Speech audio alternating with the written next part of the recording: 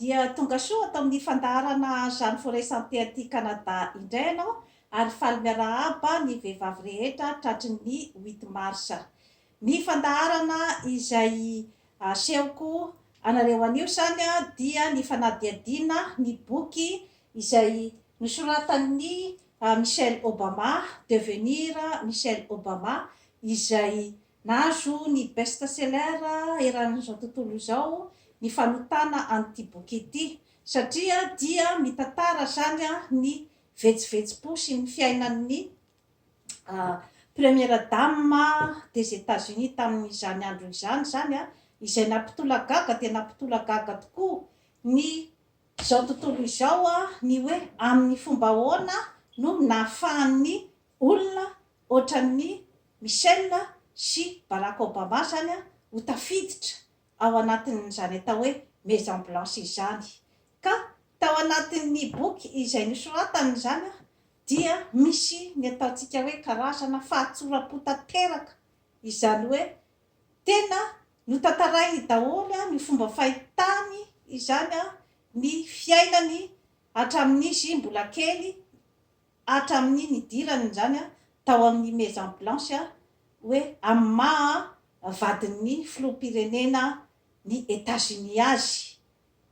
Tantarainy amin'ny antsipriany zany ny fihetsepoany ary hatramin'ny hoe zavatra izay ataontsika hoe zany hoe tsy de mba fitantaran'ny olona ambony, nahazo toerana ambony ny hoe tantarany tamin'izy mbola nahantra zany. Zay zany no mampitolagaga ny olona ao anatin'ny ataontsika hoe fahatsoram-po sy ny hoe fanetretena zany. Michelle Obama zany dia Robinson zany no tena anaran'ny jeune fille zany, ka teraka tao Chicago izy zany tamin'ny 1964. Ny rainy moa zany dia Fraser Robinson ny anarany ary dia mpiasa tao amin'ny mairie-ny Chicago tamin'izany andro zany ary irony ataontsika hoe zany hoe mpiasa madinika irony satria izy zany dia na karakara an'ireny ataontsika hoe chaudière ireny zany hoe misy ny fandiovana ny rano izay aparitaka zany isan-tokantrano tamin'izany andro zany, ary dia zany lehilahy zany dia mahery fo satria misy aretina ny taisa izy zany dia ny sclérose en plaque zany, kanefa dia tsy nitsahatra ny asa zany izy hatramin'ny farany mba amelomany zany ny vady aman-janany. Ny reniny moa zany dia Marianne Robinson no anarany ary mpikarakara tokantrano, hitantsika amin'izany zany fa zanak'olona sahirana zany ataontsika hoe ao amin'ny classe moyen na zany no nisy any Michelle Obama zany tamin'ny fahazazany. Nanana anadahy izy zany natao hoe Greg Robinson ary de tena nifankatia tokoa zany izy ny anadahy ireo ary manana karazana complicité zany teo amin'ny fiainana. Ka ireo olona rehetrarehetra ireo zany no karazany hoe olona izay nanohana azy tamin'izany hoe fiakarany tamin'ny fiainana zany, satria nanao sakrifisy betsaka ny ray aman-dreny zany nampianatra azy tamin'ny école izay ataontsika hoe école ny mpanan-karena ny universitény Princeton tamin'izany andro zany zany, ka nisy ny hoe karazana hoe fiavahana zany satria izy no mainty hoditra voalohany tamin'izany école izany ary dia tsy nisy ny hoe karazana zany hoe lalana tsotsotra tamin'izany satria efa nisy zany le ataontsika hoe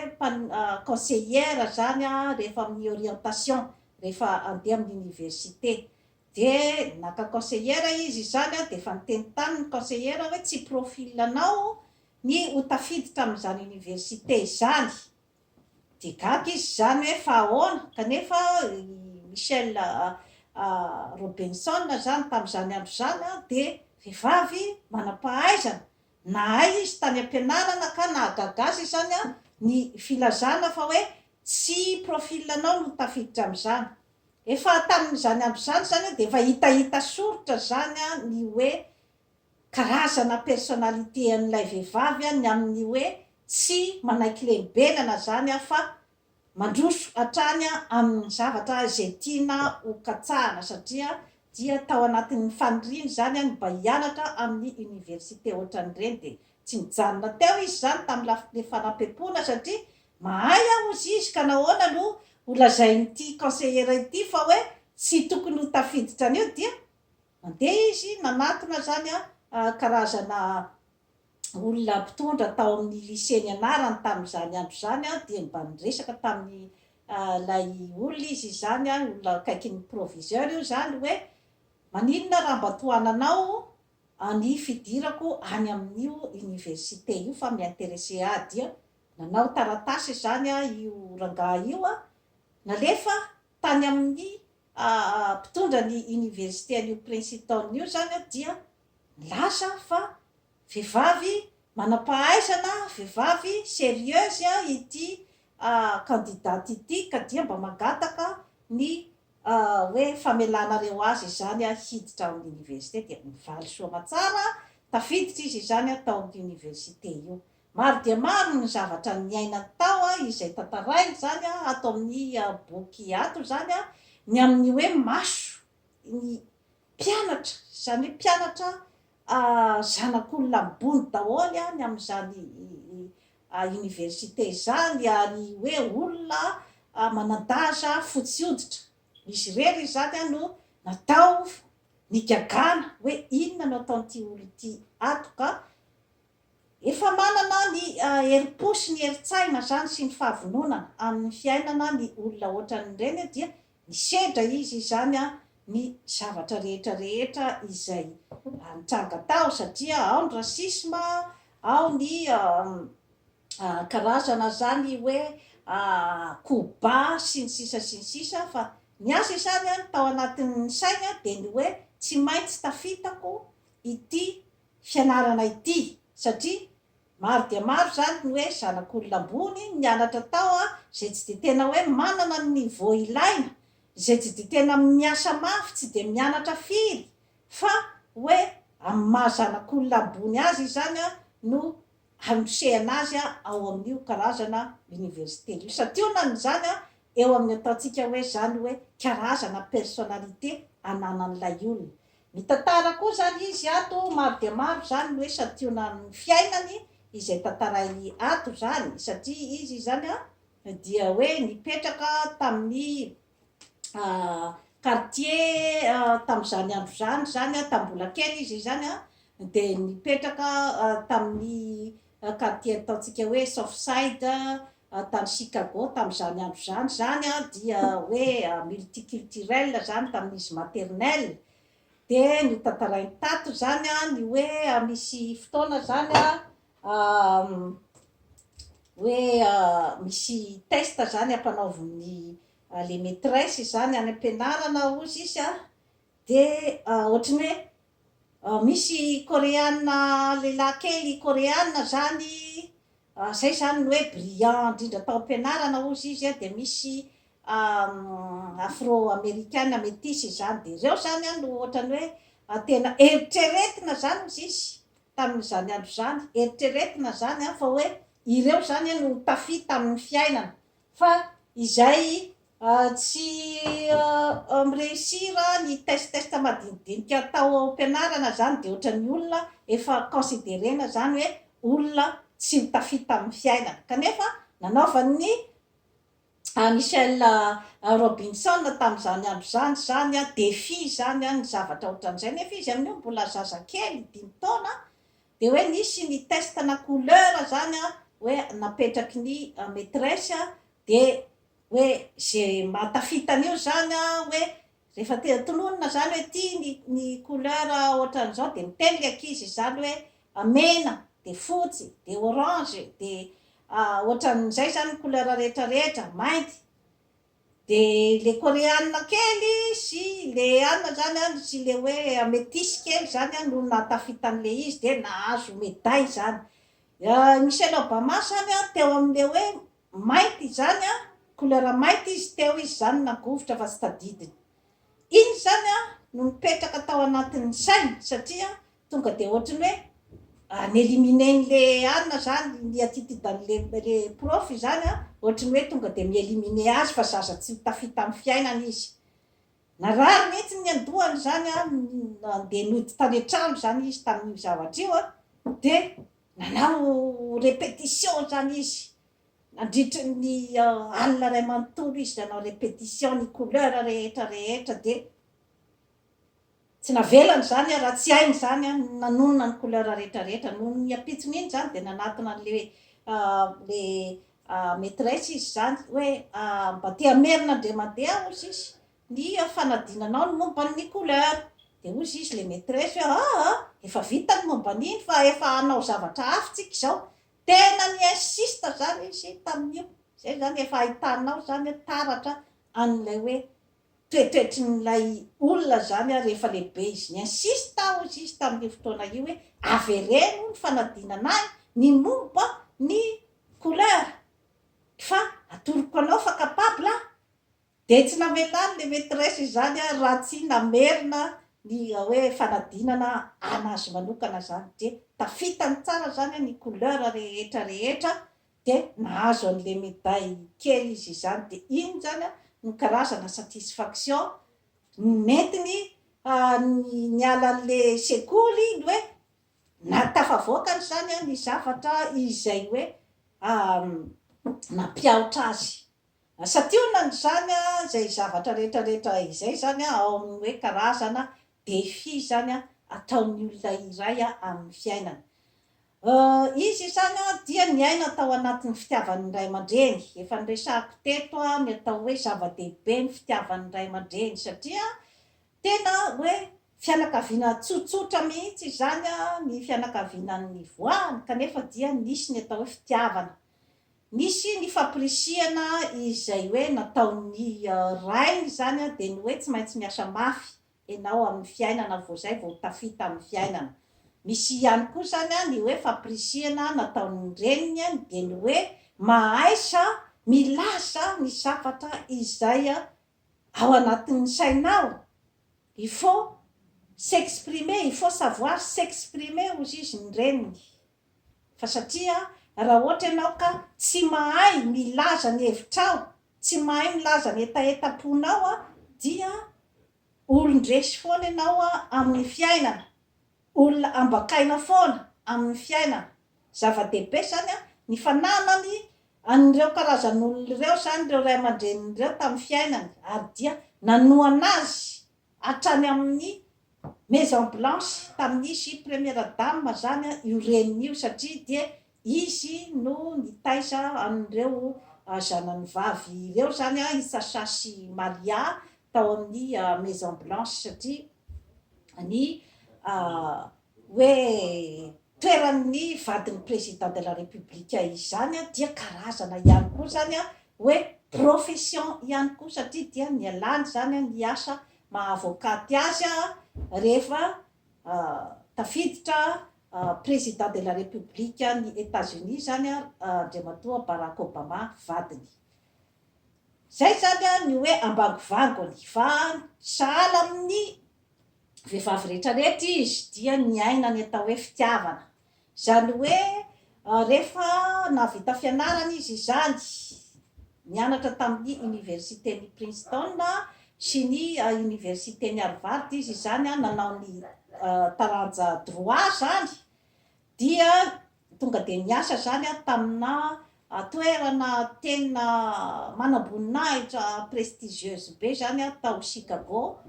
dia nahazo ny postana avocat izy zany tao zany a no nifankahitana izy sy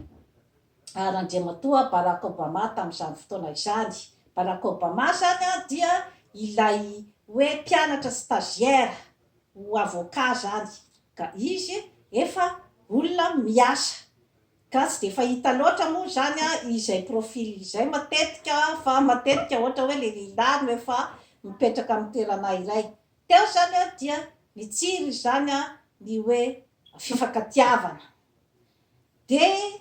teo zany a sahala amin'ny tovolahy rehetra izay manam-paniriana moa zany a dia nitory fitiavana tamin'ny Michelle Robinson zany tamin'izany andro zany Andriamatoa Barack Obama izay nolaviny satria ozy izy hoe tsy fanao no hoe izao no mpampianatra anao ato zany de nefa ianao mpianatra tsy fanao zany ozy izy inona ny olana ozy izy Barack Obama tamin'izany andro zany tsy hitako mihitsy hoe inona ny olana raha ohatra ka hoe olona anankiroa mifankatia zany hoe teo zany a de fa nisy ilay ataontsika hoe sens de l'humour nananany Andriamatoa Barack Obama zany sy ilay hoe esprit fonceur zany hoe olona izay hoe rehefa misy zany tanjona tiany hotratrarina amin'ny fiainana dia tsy miemitra zany dia samysangany daholo moa na amin'ny bikany manendrika na amin'ny fahaizana na eo amin'ny farany hitan-tsaina dia tsy nisy zany ny hoe sakatsakana teo amin'ny fiarahany zareo natao mariazy zany ry zareo tamin'ny 1992 octobre 1992 zany tao amin'ny eglizy tao amin'ny Southside izay tanàna na lehibean'ny Michelle Obama de tamin'ny fiarahandry zareo zany no hoe nitsiry tao amin'ny Andriamatoa Barack Obama zany ny ambition anao politika zany hoe zavatra tsy niomanany Michelle Obama tamin'ny fiainany mihitsy zany zany hoe ho vadina président de la République des États-Unis zany izy zany hoe nisy zany ny ataontsika hoe angle tena hoe 180 degré tamin'ny fiainany zany ny hoe ambition politika ny vadiny tamin'ny voalohany zany de ny hoe telotsaka sénateur izy zany ohatra hoe nofinofy zany ny zavatra ohatran'izany zany tamin'ny Michelle Obama ohatra hoe mpanofinofy zany ny vadiny ary hoe mbola vao nanomboka fanambadiana zareo zany tsy mbola nisy vola aiza ny vola anaovantsika n'izany ozy izy Michelle Obama de Andriamatoa Barack Obama moa iny efa toetra n'le saisay raha Andriamatoa Barack Obama zany izy lay ataontsika hoe anatin'le kategoriany atao hoe rêveur le mpanofinofy zany mifameno ny toetran'izy mivady zany de ozy izy zany Michelle Obama tamin'izany andro zany hoe aiza moa zany ny vola eritreretinao anaovantsika amin'izany ambitionnao zany ary aza manofinofy fa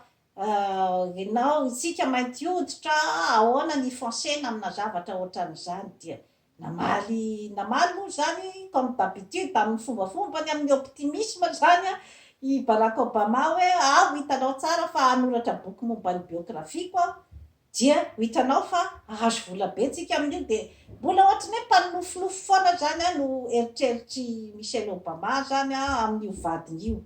nandeha zany ny fotoana de hoe tsy maintsy rehefa misy moa ny politika zany de tsy maintsy miditra zany ianao amin'ny hoe aiza zany no sehatra mety azahoanao ny karazana mpanohana bebe kokoa zany aza amin'ny élection ny hoe resaka vote zany de nanandrana zany zareo niditra bebe kokoa tao amin'ny communauté noire ny États-Unis zany hoe i Michelle Obama zany no mitarika Andriamatoa Barack Obama tao anatin'ny communauté noire tsy mora nefa ny hoe fahazahoana ny fony ny communauté noire satria ozy izy hoe tsy tena mainty tanteraka ane io vadinao io zay zany no hoe tenin'le olona tao amin'ny communauté noire ka izahay tsy mila olona hoe sadasada fotsy mainty zany dia ohatrany hoe somary voahilika zany Andriamatoa Barack Obama tao amin'ny communauté noire izy nefa zany amin'ny maha hoe olona mahery fo azy dia tsy nijanona tao izy izany hoe andeha isolelaka ny faladian'ny rehetrarehetra amin'izay resaky izay fa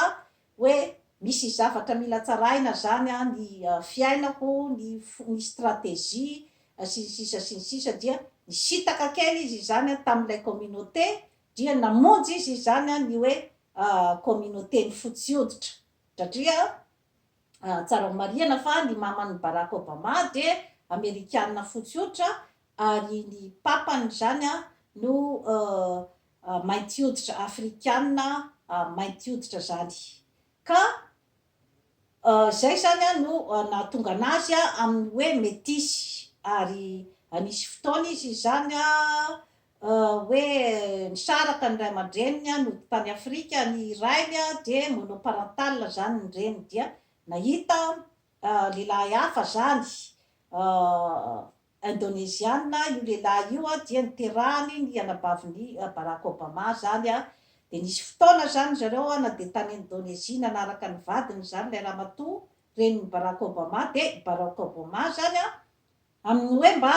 mampisy ambition an'le vehivavy zany de hoe tsaratsara kokoa zany a ty zanako ty a ampianarina any États-Unis de tamin'izay fotoana zay zany a Barack Obama nipetraka tao amin'ilay ray aman-dren'ilay vehivavy zany a izay samy fotsy hoditra ka rehefa tao compte zany a dia lehibe tao anatin'ny monde ny fotsy hoditra zany a i Barack Obama ka teo zany a no hoe nanana ny bebe kokoa zany an'ilay hoe nahafantarany fomba fisainan'ny fotsy hoditra zany satria matsy raha tsy mahafantatra ny fomba fisainan'ny olona amin'ny firenena iray ianao a tsy afaka hifanandrina aminy ary tsy afaka ahafantatra ny fomba fisainany tsy afaka hoe ahafantatra hoe rehefa miteny izy zao hoe de inona ny dikan'izay rehefa miteny izy hoe be rehefa miteny sarisary teny izy de inona ny dikan'izay raha tsy hoe dans le bain ianao miara-miaina amin'ilay olona ianao vao mahafantatra zany a an'izay zavatra zay isany zany a ataontsika hoe zany hoe fahombiazana zany a nahatonga andrandriamatoa Barack Obama tafiditra tao amin'ny Maison Blanche izay zavatra zay satria dia izy dia olona malaza dia malaza amin'izay ataontsika hoe fitokisantena ny fahaizany makasitraka ny tenany ny fahafantarany ny valeurany ary olona tsy misy complexe mihitsy izany andriamatoa Barack Obama zany rehefa miteny fa olona afaka ny mandresy lahatra na amin'ny resaka karisma na amin'ny resaka fahakingan-tsaina na amin'ny resaka fahaizana mampahalalana dia olona izay manintona de manintona tokoa zany a ny olona rehetra manodidina azy izany Barack Obama izany ka isany zany a ataontsika hoe tao anatin'ny fahombiazana netiny zany a izay a fahaizany miserasera sy izay hoe fahaizany ny hoe manintona ny fon'ny olona manodidina azy ary mampiseho zany a ny hoe valeurany ka misy zany a karazana fifamenona betsaka tao amin'ny Michelle Obama satria Michelle Obama zany a tena hoe taty amin'ny hoe fianakaviana tena hoe mainty hoditra pur laine mihitsy izany hoe ilay hoe taranaka descendant ny esclave noir américain tamin'izany andro zany nahafantatra ny fangirifirina ny amin'ny hoe fanavakavaham-bolokoditra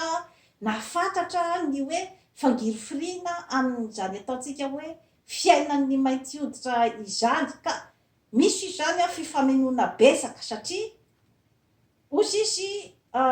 ramatoa Michelle Obama ato amin'ny boky nosoratany zany a de ny hoe fantatro izy izy a fa isaky ny andeha hiditra amina sehatra iray izay ifangarona ozy izy amin'ny fotsy hoditra ny tenako dia fantatro fa misy ny zavatra hiandry ahy ao ka tsy maintsy aho ozy izy miezaka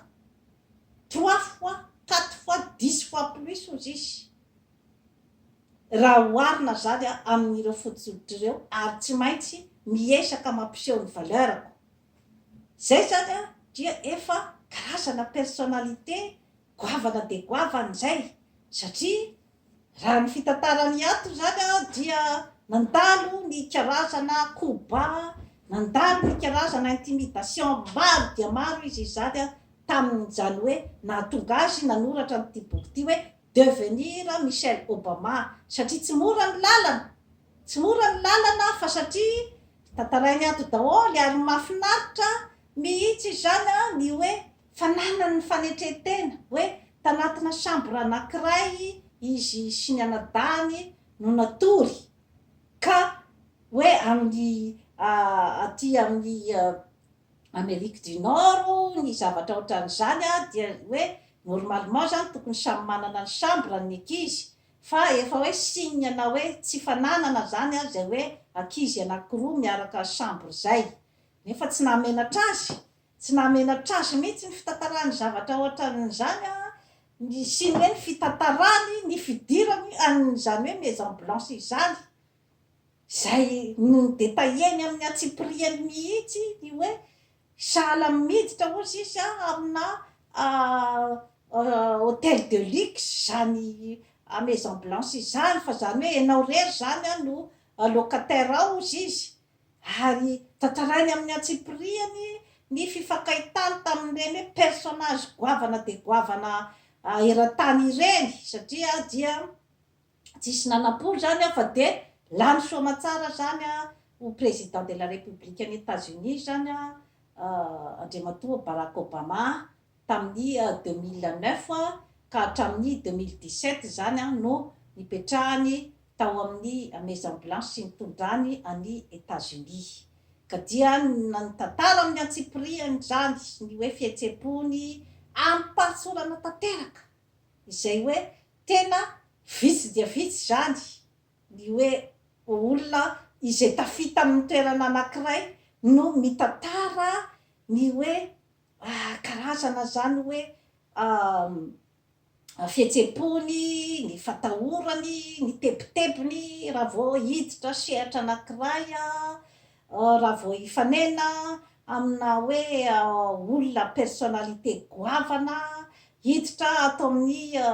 sehatry ny cérémonie sy ny rehetrarehetra misy antony matoa izy mitantara ny tebotebony satria dia misy foana zany na amin'ny fomba kolaka ozy izy na amin'ny fomba mahitsy ozy izy ny ataontsika hoe intimidation sy ny hoe humiliation ny amin'ny hoe avy aiza ny nipoiranao ka zaho ozy izy de tena tsy menatra ny fiaviko sy ny fipoirako tsy menatra mihitsy aho ozy izy satria izay no na izao anah zay zany no hoe fomba fanazavany zany ato amin'ny ty boky ity satria dia misy extrait zao ty ohatra hoe milaza izy il y a encore tant de choses que j'ignore au sujet de l'Amérique, de la vie et de ce que l'avenir nous réserve. Mais je sais que qui je suis. Mon père Fraser m'a appris à travailler dur, à rire souvent et à tenir parole. Ma mère Marianne a pensé par moi-même et à faire entendre ma voix. Zava-dehibe zany ny hoe valeur ohatran'izay zany ny hoe omena ny ankizy ilay hoe confiance en soi zany hoe ilay fitokisantena zany no zava-dehibe satria marina fa hoe tsy ny herin'Andriamatoa Barack Obama mivady fotsiny no nahatafidirany an'izany Maison Blanche zany fa bien sûr tsy maintsy misy zany ny hoe tosika avy any amin'ny ataontsika hoe suprématie blanche zany hoe ny zay mpandidy zany ny faiseur de roi misy daholo zany eran-tany ao amin'ny tany iray zany no nanombantombana ny hoe personnalité sy ny parcours ny olona izay apetrany eo ka nahatonga ny faiseur de roi zany hoe ho tapa-kevitra zany ametraka an'ireo mpivady ireo zany ao amin'ny Maison Blanche kanefa nisy ihany koa ny personnalité sy ny aezaka nataon'ireo olona reo zany a tamin'ny fiainana satria tsy mora ny parcourny zany mainty hoditra zany ny amin'ny hoe mbola miady izy ny hoe ivalorisen'ny tenany mbola miady amin'ny resaka koba sy ny resaka intimidation izay atao aminy mbola miady amin'ny hoe mason'ny olona sy ny vava-bahoaka satria dia maro ny hoe vava ratsy zany izay natao tamin'ireo mpivady ireo na nandritran'ny hoe fikarakarana ny élection zany na nandritra ny hoe fotoana tao amin'ny na maison blanchage kanefa dia teo ny fifankatiavana ny fifampitokisana ny fifanampiana izay nipetraka zany tamin'izy mivady